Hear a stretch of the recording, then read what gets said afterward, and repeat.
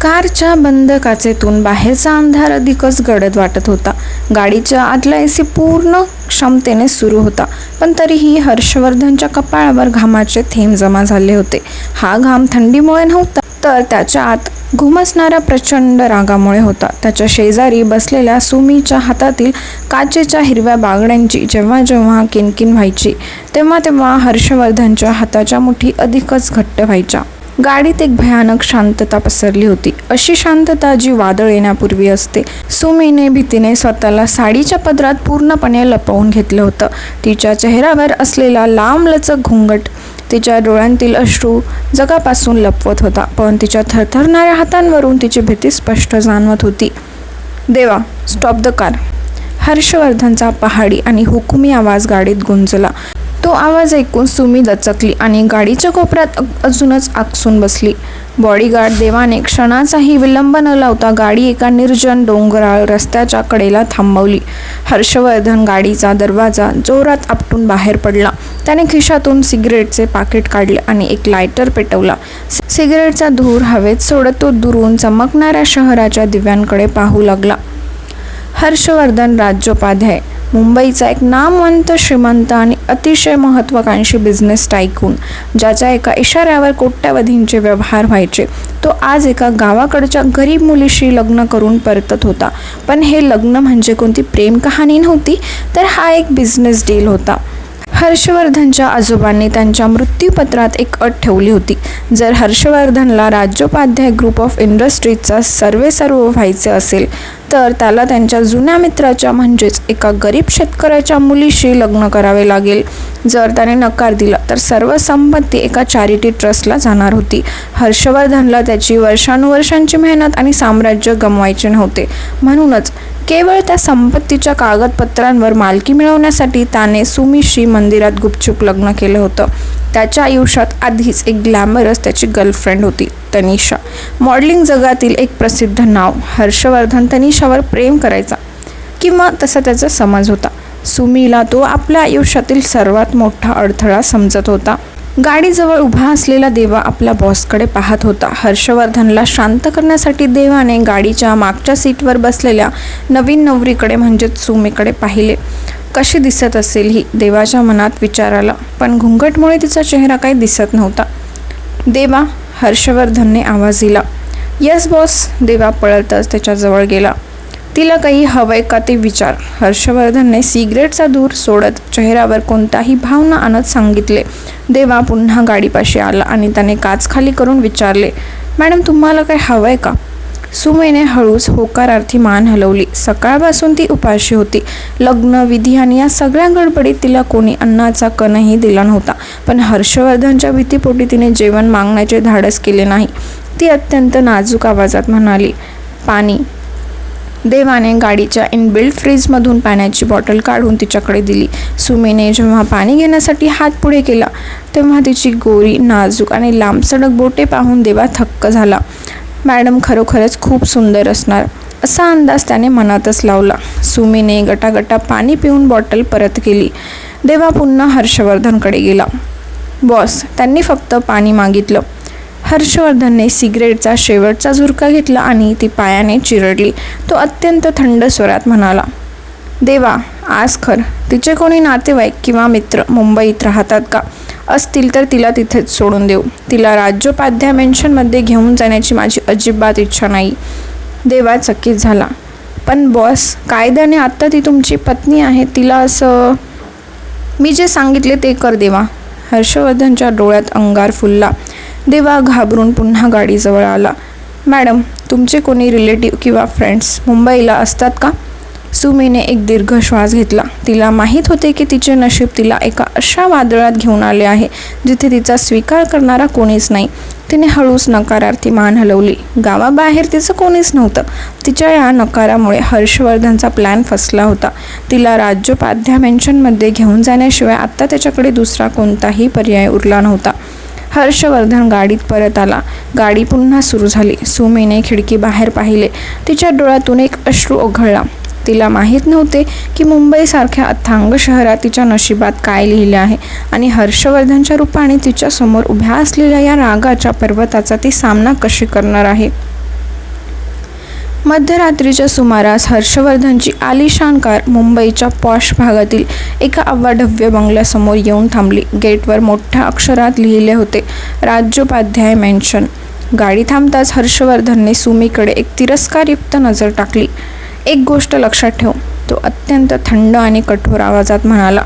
हे लग्न फक्त माझ्या आजोबांच्या संपत्तीच्या अटीमुळे झालं आहे. जगासाठी तू माझी सिक्रेट वाईफ असशील. कोणासमोरही माझ्यावर पत्नी म्हणून हक्क गाजवण्याचा प्रयत्न करायचा नाही. तुझी जागा या घरात कुठे आहे हे तुला लवकरच समजेल. सुमीने घुंगटच्या आड 2 सुस्कारे सोडले, पण ती काहीच बोलली नाही. तिने फक्त आपल्या साडीचा पदर हाताने घट्ट पकडून ठेवला. हर्षवर्धन गाडीतून उतरून सरळ आत निघून गेला. सुमी मात्र तिथेच गाडीत बसून राहिली. शेवटी देवाने आदराने दरवाजा उघडला. मॅडम या, आत चला. सुमीने हळूच कार बाहेर पाऊल टाकले. तिच्या पायात जोडवी आणि हातात हिरव्या बांगड्या होत्या. कोणत्याही नवविवाहित मुलीचा जसा गृहप्रवेश होतो, आरती, अक्षता आणि आनंदाचे वातावरण, तसे इथे काहीच नव्हते. राज्योपाध्याय मेन्शनच्या त्या अथांग आणि आलिशान हॉलमध्ये फक्त शांतता आणि हर्षवर्धनचा राग पसरला होता. सुमी हॉलमध्ये उभी असतानाच वरच्या जिन्यावरून हाय हिल्सचा खटखट आवाज आला. सुमीने हळूच घुंगट बाजूला करून पाहिले तर समोर एक अत्यंत आधुनिक, ग्लॅमरस आणि तोकडे कपडे घातलेली मुलगी उभी होती. ती हर्षवर्धनची गर्लफ्रेंड तनिषा होती. तनिषाने सुमीला डोक्यापासून पायापर्यंत पाहिले आणि तिच्या चेहऱ्यावर उपहासात्मक हसू आले. हर्ष, सो शेवटी तू या गावठी मुलीला घेऊन आलास तर? तनिषा हर्षवर्धनच्या जवळ जात त्याच्या गळ्यात हात टाकत म्हणाली. हर्षवर्धनने तिला मागे सारले नाही, उलट तिच्या कमरेभोवती हात टाकला. हे पाहून सुमीच्या काळजात चर्र झाले. ती सुशिक्षित होती, पण परिस्थितीने गरीब होती. आपल्या नवऱ्याच्या मिठीत दुसऱ्या स्त्रीला पाहणे तिच्यासाठी असह्य होतं. तनिषा, मी तुला आधीच सांगितले होते, मला बिझनेस आणि प्रॉपर्टीसाठी हे नाटक करावे लागले. हिच्याशी माझा काहीही संबंध नाही, हर्षवर्धन सुमी समोरच म्हणाला. तनिषा सुमीजवळ आली आणि तिचा घुंगट एका झटक्यात मागे सारला. सुमीचा चेहरा उघडा पडला. सुमीचे मोठे काजळ घातलेले डोळे, निष्पाप चेहरा आणि गव्हाळ रंग पाहून तनिषाच्या मनात नकळत असूया निर्माण झाली. सुमी दिसायला अत्यंत देखणी आणि साधी होती. लुक ॲट हर हर्ष, किती डाऊन मार्केट आहे ही. हिच्या अंगाला त्या शेणाचा आणि मातीचा वास येतोय. ही तुझ्या राज्योपाध्याय मेन्शनची सून बनणार? तनिषाने सुमीचा हात झटकला. सुमीच्या डोळ्यात पाणी आले, पण तिने स्वतःला सावरले. ती धीट आवाजात म्हणाली, मातीचा वास वाईट नसतो मॅडम. त्याच मातीत पिकणारे अन्न खाऊन आपण सगळे मोठे होतो. व्हॉट? तुझी हिंमत की तू माझ्यासमोर तोंड उघडशील? तनिषा ओरडली. सुमी, शट अप, हर्षवर्धन गरजला. तुझी लायकी विसरू नकोस. तनिषा या घराची होणारी मालकीण आहे. देवा, हिला मागच्या बाजूला असलेल्या सर्वंट क्वार्टर शेजारील गेस्ट रूममध्ये घेऊन जा. हिची राहण्याची सोय तिथेच कर. हर्षवर्धनचा हा निर्णय सुमीच्या मनावर घाव घालून गेला. लग्नाच्या पहिल्याच रात्री तिच्या नवऱ्याने तिला घरात जागा न देता नोकरांच्या खोली शेजारी जागा दिली होती. पण सुमी काही न बोलता देवाच्या मागे चालू लागली. ती छोटी आणि साधी खोली होती. सुमीने तिथे आल्यावर देवाचे आभार मानले. देवा निघून गेल्यावर सुमीने आरशात स्वतःला पाहिले. गळ्यातले मंगळसूत्र आणि भांगातील सिंदूर तिला तिच्या नव्या अस्तित्वाची जाणीव करून देत होते. आई बाबा, तुम्ही मला चांगल्या संस्कारात वाढवले आहे, सुमी स्वतःशीच पुटपुटली. हर्षवर्धनजी माझ्यावर कितीही रागवले तरी मी माघार घेणार नाही. हे लग्न मी मनातून स्वीकारले आहे आणि एक दिवस मी त्यांचे मन नक्कीच जिंकून दाखवेन. तिने तिच्या साध्या बॅगेतून एक पुस्तक काढले. सुमी गावाकडची असली तरी ती ग्रॅज्युएट होती आणि तिला इंग्रजीचेही चांगले ज्ञान होते, जे हर्षवर्धनला माहीत नव्हते. दुसऱ्या दिवशी सकाळी काय वाढून ठेवले आहे याची चिंता करत सुमीने त्या अनोळखी खोलीत डोळे मिटले. तिला माहीत नव्हते की हर्षवर्धन आणि तनिषा मिळून तिच्यासाठी कोणता नवा सापळा रचणार आहेत. सकाळची कोवळी किरण खोलीत आली तशी सुमीला जाग आली. रात्रीच्या थकव्यामुळे आणि मानसिक त्रासामुळे तिचं डोकं जड झालं होतं, पण स्वतःला सावरत ती उठली. अंघोळ करून तिने एक साधी पण सुबक सुती साडी नेसली. गळ्यातलं मंगळसूत्र आणि भांगातलं कुंकू आजही तिच्या चेहऱ्यावर एक वेगळंच तेज आणत होता. ती हळूहळू मुख्य बंगल्यांच्या स्वयंपाकघराच्या दिशेने निघाली. राज्योपाध्याय मेन्शनचं स्वयंपाकघर एखाद्या 5 स्टार हॉटेलसारखं अत्याधुनिक होतं. तिथे मुख्य आचारी आणि काही नौकर कामात व्यस्त होते. राम राम काका, मी आज सकाळचा नाश्ता बनवू का? सुमीने अत्यंत नम्रपणे मुख्य आचार्याला विचारलं. अरे मॅडम, तुम्ही मालकीण आहात या घराच्या, तुम्ही कशाला? आचार्य घाबरून म्हणाला. कारण हर्षवर्धनने सर्वांना सुमीपासून लांब राहण्यास सांगितले होते. नाही काका, फक्त आजच्या दिवसापुरती परवानगी द्या, मला आवडेल, सुमीने हसून सांगितलं. तिच्या त्या गोड आवाजासमोर आचार्यानेही मान डोलवली. सुमीने झटपट गावाकडच्या चवीचे गरम गरम कांदा पोहे, शिरा आणि अस्सल आल्याचा चहा बनवला. संपूर्ण स्वयंपाकघर मसाल्यांच्या आणि चहाच्या सुवासाने दरवळून उठलं.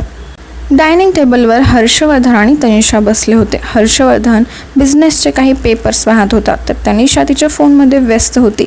इतक्यात नोकराने नाश्ता टेबलवर आणून ठेवला. पोहे आणि शिराचा सुवास नाकात जाताच हर्षवर्धनने मान वर केली. लहानपणापासून परदेशी आणि डाएट फूड खाणाऱ्या हर्षवर्धनला या सुवासाने भुरळ पाडली होती. त्याने नकळत एक चमचा पोहे तोंडात टाकले. चव इतकी अप्रतिम होती की त्याच्या चेहऱ्यावरचे कडेकडेक भाव क्षणात मऊ झाले. मस्त आहे, आज शेफने काहीतरी वेगळं बनवलंय, हर्षवर्धन म्हणाला. इतक्यात सुमी तिथे चहाची केटली घेऊन आली. हा चहा, ती हळूच म्हणाली. तिला तिथे पाहून हर्षवर्धनचा चमचा हातातून सुटला. हे तू बनवलं आहेस? त्याचा आवाज पुन्हा कठोर झाला. तनिषाने लगेच पोह्यांची प्लेट बाजूला ढकलली. छी हर्ष, मी म्हटलं नव्हतं हिच्या हाताला तोच गावाकडचा वास आहे. मला हे असल्या लोकांचं तेलकट जेवण नकोय. मॉलमध्ये जाऊन ब्रंच करूया आपण. हर्षवर्धनने सुमीकडे रागाने पाहिलं. सुमी, मी तुला कालच सांगितलं होतं की तुझी जागा कुठे आहे. माझ्या घरात मालकीण बनण्याचा प्रयत्न करू नकोस. हे नाटक बंद कर आणि इथून निघ. सुमीच्या डोळ्यात पाणी आलं, पण तिने स्वतःला सावरलं. जेवण हे अन्न असतं हर्षवर्धनजी, त्याचा अपमान करू नका. तुम्हाला आवडलं नसेल तर मी पुन्हा बनवणार नाही, पण अन्नाला नाव ठेवू नका, ती शांतपणे पण ठामपणे म्हणाली आणि तिथून निघून गेली. तिचा हा स्वाभिमानी बाणा पाहून हर्षवर्धन आतून थोडा हलला. आजपर्यंत त्याच्या पैशांमुळे कोणी त्याच्यासमोर तोंड उघडण्याची हिंमत केली नव्हती, पण ही मुलगी त्याच्या डोळ्यात डोळे घालून बोलली होती. त्याच दिवशी संध्याकाळी राज्योपाध्याय ग्रुपची एक मोठी बिझनेस सक्सेस पार्टी राज्योपाध्याय मॅन्शनच्याच लॉनमध्ये आयोजित केली होती. आंतरराष्ट्रीय क्लायंट्स आले होते. हर्षवर्धन तनिषासोबत पार्टीत फिरत होता. तनिषाने जाणून बुजून सुमीला नीचा दाखवण्यासाठी तिलाही पार्टीत यायला भाग पाडले होते. सुमी एका कोपऱ्यात साधी पैठणी साडी नेसून उभी होती.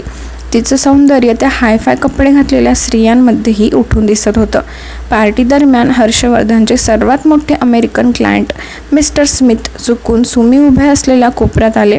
त्यांना इंग्रजीशिवाय दुसरी कोणतीही भाषा येत नव्हती आणि ते हर्षवर्धनला शोधत होते. तनिषा लांबून ते पाहत होती.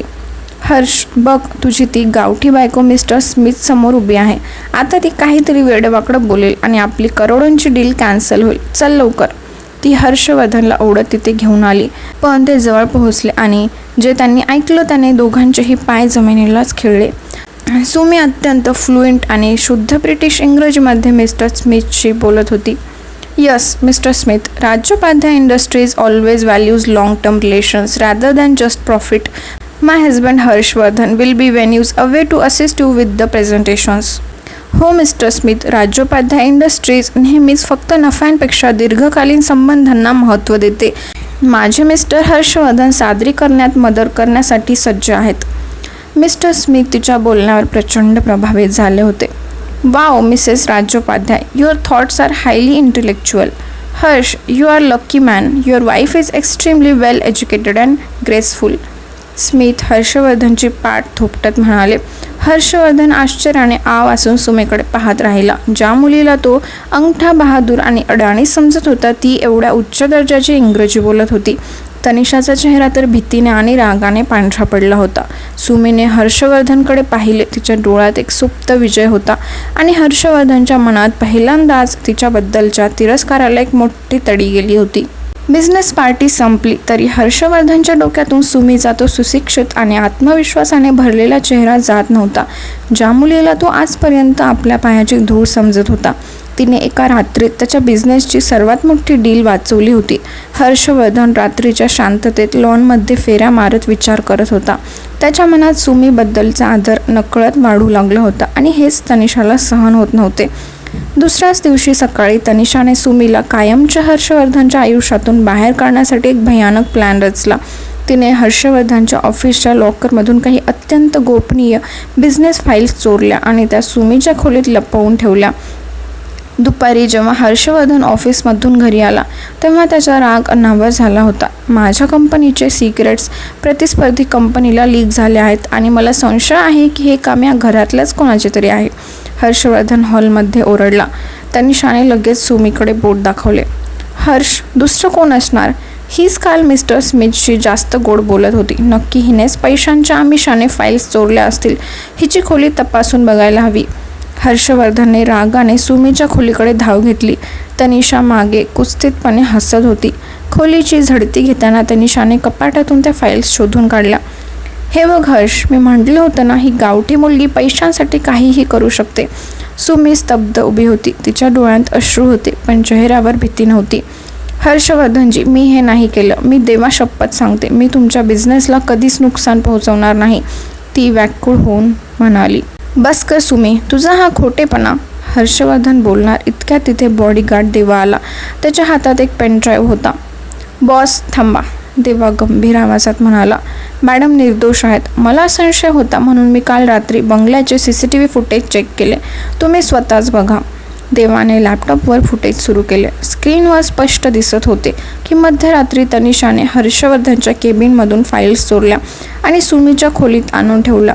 तनिषाचा खोटेपणा आणि तिचे खरे रूप संपूर्ण घरासमोर उघडे पडले होते. तिने प्रतिस्पर्धी कंपनीकडून मोठी रक्कम घेऊन हर्षवर्धनला उद्ध्वस्त करण्याचा कट रचला होता. तनिषा, हर्षवर्धनचा आवाज वाघासारखा गरजला. तुझी एवढी हिंमत? ज्या मुलीला मी माझं सर्वस्व मानलं तिनेच माझ्या पाठीत सुरा खुपसवला. Get out of my house and my life. Tanisha भीतीने थरथरत आपले सामान घेऊन राज्योपाध्याय मेन्शनमधून कायमची निघून गेली. हॉलमध्ये आता फक्त हर्षवर्धन आणि सुमी होते. हर्षवर्धनचे डोके शरमेने खाली झुकले होते. त्याने सुमीकडे पाहिले, जिने त्याच्या वाईट काळातही अपमान सहन करून त्याची साथ सोडली नव्हती. तो हळूहळू सुमीजवळ गेला आणि तिच्यासमोर गुडघ्यावर बसला. एका बड्या बिझनेसमॅनला अशा अवस्थेत पाहून सुमी चकित झाली. मला माफ कर सुमी. हर्षवर्धनचा आवाज हळवा झाला होता. मी पैशाच्या आणि गर्वाच्या घमेंडीत इतका आंधळा झालो होतो की माणसाची पारख करायला विसरलो. तू माझी सिक्रेट वाईफ नाहीस, तर तू या घराची आणि माझ्या हृदयाची खरी मालकीण आहेस. आय एम सॉरी, प्लीज मला माफ कर. सुमीने पुढे होत हर्षवर्धनचे हात आपल्या हातात घेतले आणि त्याला उठवले. तिच्या डोळ्यांतून आनंदाश्रू वाहत होते. मला तुमच्या संपत्तीची नाही, फक्त तुमच्या प्रेमाची आणि आदराची गरज होती. मी तुम्हाला मनातून कधीच माफ केले आहे. काही दिवसांनंतर राज्योपाध्याय मेन्शन पुन्हा एकदा सजले होते. पण यावेळी कोणती बिझनेस पार्टी नव्हती, तर हर्षवर्धन आणि सुमीच्या लग्नाचे जंगी रिसेप्शन होते. लाल रंगाच्या भरजरी शालूमध्ये सुमी चंद्रासारखी सुंदर दिसत होती. हर्षवर्धन तिच्याकडेच पाहत होता, पण त्याच्या डोळ्यात आत्ता तिरस्कार नव्हता, तर अथांग प्रेम आणि आदर होता. त्याने सर्वांसमोर सुमीचा हात आपल्या हातात घेतला आणि जगाला ओळख करून दिली. भेटा, ही सुमी हर्षवर्धन राज्योपाध्याय, माझी पत्नी, माझी खरी अर्धांगिनी. सुमीच्या हातातील हिरव्या बांगड्या पुन्हा एकदा किणकिणल्या. पण यावेळी तो आवाज हर्षवर्धनला नकोसा वाटणारा नव्हता, तर त्याच्या आयुष्यातील सर्वात गोड संगीत बनला होता. एका कराराने सुरू झालेले हे नातं अखेर खऱ्या प्रेमाच्या बंधनात विरघळलेच होते. तर मित्रांनो, एका बिझनेस डीलने सुरू झालेली हर्षवर्धन आणि सुमीची ही कहाणी अखेर प्रेमाच्या सुंदर वळणावर येऊन संपली. कधीकधी आपण ज्या माणसाला सर्वात कमी समजतो तीच व्यक्ती आपल्या आयुष्यात सर्वात मौल्यवान ठरते, नाही का? हर्षवर्धनला त्याची सिक्रेट वाईफ मिळाली. तुम्हाला हर्षवर्धन आणि सुमीची ही जोडी कशी वाटली आणि तनिषाचा पर्दाफाश ज्या पद्धतीने देवाने केला ते ऐकून तुम्हाला कसं वाटलं? मला खाली कमेंट बॉक्समध्ये नक्की सांगा. आजची कथा तुम्हाला आवडली असेल तर व्हिडिओला लाईक करा आणि अशाच सुंदर कथा ऐकण्यासाठी माझ्या चॅनलला सबस्क्राईब करा.